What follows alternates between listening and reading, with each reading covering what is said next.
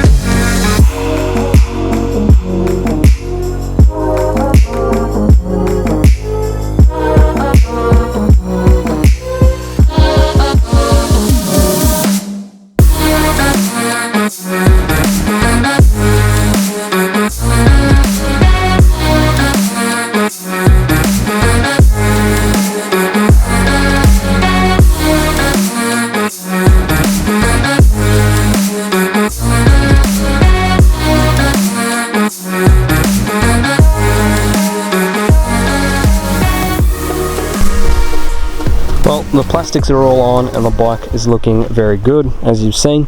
The kit's pretty good. The install went fairly smoothly. I'll just point out a couple, I suppose, little and relatively small issues with it. For a bike you're going to bash through the bush and everything like I am, it probably really doesn't matter.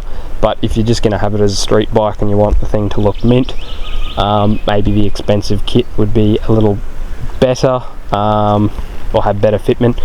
obviously I can't speak on the more expensive kits other than OEM plastics, so that's up to you to decide. But the small little issues with this kit is just that when you come over here to the plastic that covers the muffler and exhaust pipe, obviously I had to put the fiberglass heat matting on. I don't think you'll be able to see it. Fiberglass heat matting on in the inside there to protect it from direct heat off the muffler, and the little spacer tab on the muffler that holds the plastic up to stop it from touching has a fair bit of pressure on this plastic, which is okay, except sort of deforms the plastic a little bit and gives it a little awkward body line there. You can't really tell on camera, and in person it's not that bad, but I'm sure a more expensive kit wouldn't have that issue. Then if we come over to the airbox cover and the battery cover, the battery cover itself, sort of the two holes are pretty hard to line up. You got to bolt the bottom one in first, and then sort of really sort of push a lot of pressure on to get the top cover to pop over and onto its little mounting tab before you put the bolt in, which, I mean, it's not that bad, but just something to note.